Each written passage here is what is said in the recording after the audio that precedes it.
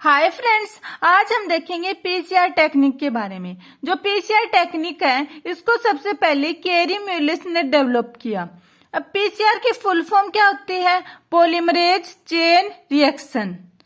हिंदी में इसको बोलेंगे पॉलीमरेज श्रृंखला अभिक्रिया। मीनिंग क्या होता है इसका? पॉली मतलब एक से ज्यादा, मरेज मतलब फॉर्मेशन करना। इसमें हम किसी चीज के एक से ज्यादा की कॉपी बना देते हैं। इसमें हम डीएनए की अनेक कॉपियां बनाते हैं। एग्जाम्पल के लिए हम समझते हैं कि हमारे मोबाइल में कोई फोटो होती है, उसका हम स्क्रीनशॉट ले लेकर एक जैसे अनेक कॉपियां बना देते हैं। वैसे ही पीसीआर टेक्निक में हम डीएनए की एक सैंपल से उसकी अनेक कॉपियां बना देते हैं। अब देखते हैं कि रिएजेंट फॉर पीसीआर के लिए हमें कौन कौन से रिएजेंट की रिक्वायर्ड होगी। सबसे पहले डीएनए टेम्पलेट। अब डीएनए टेम्पलेट क्या होता है? Template means sample.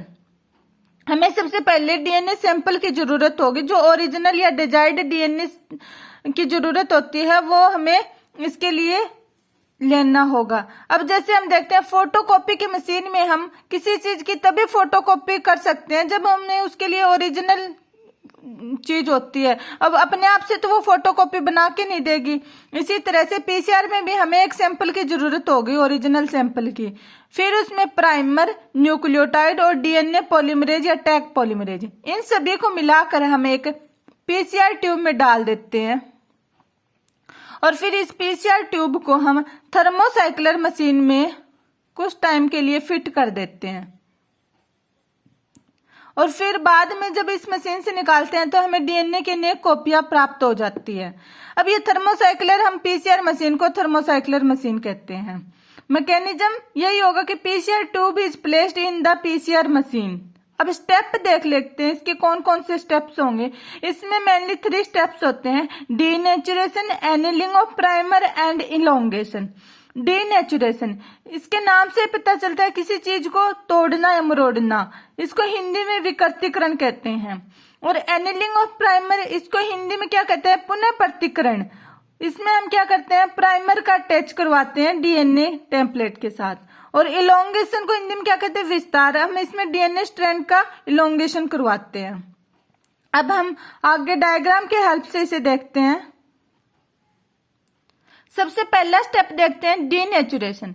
डीनेचुरेशन में हम क्या करते हैं कि डीएनए टेम्पलेट को लेते हैं और उसे 90 से 95 डिग्री सेल्सियस पर थर्मोसाइक्लर मशीन में रखते हैं। अब इतने ज्यादा हीट पर क्या होता है, डीएनए में जो हाइड्रोजन बॉन्ड प्रेजेंट होते हैं वो टूट जाते हैं और डीएनए के ये टेम्पलेट आपस में डबल स्टैंडर्ड से सिंगल स्टैंडर्ड में चेंज हो जाते हैं। अब हम नेक्स्ट स्टेप देखते हैं एनिलिंग ऑफ प्राइमर। एनिलिंग में क्या करते हैं हम? जो डीएनए के सिंगल स्टैंडर्ड टेम्पलेट होते हैं उनमें उनके कॉम्प्लीमेंट्री प्राइमर का अटैच करवाते हैं। 5 प्राइम के साथ 3 प्राइम प्राइमर अटैच करवाएंगे और 3 प्राइम के साथ 5 प्राइम का प्राइमर अटैच करवाएंगे।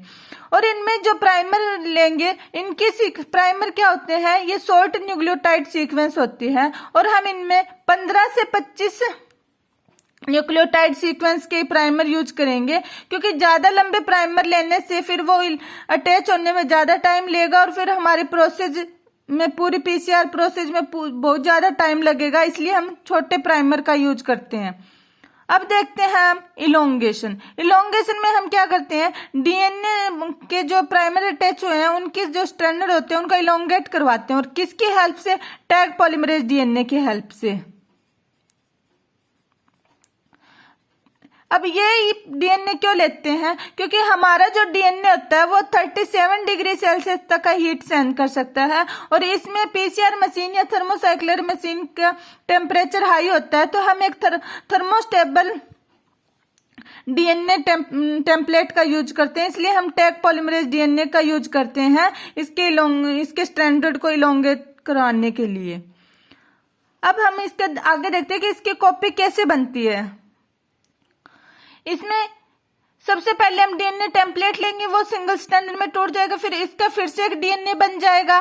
फिर उस डीएनए का फिर से 2 कॉपी बनेगी सिंगल स्टैंडर्ड की। फिर से वो एनिलिंग के साथ अटैच होकर एक डबल स्टैंडर्ड डीएनए बना लेगा। ऐसे हम एक डीएनए से अनेक कॉपियां बना सकते हैं। 1 से 2, 2 से 4, 4 से 8, 8 से 16 और कुछ टाइम में अनेक कॉपियां बना सकते हैं डीएनए की सिंगल सैंपल से।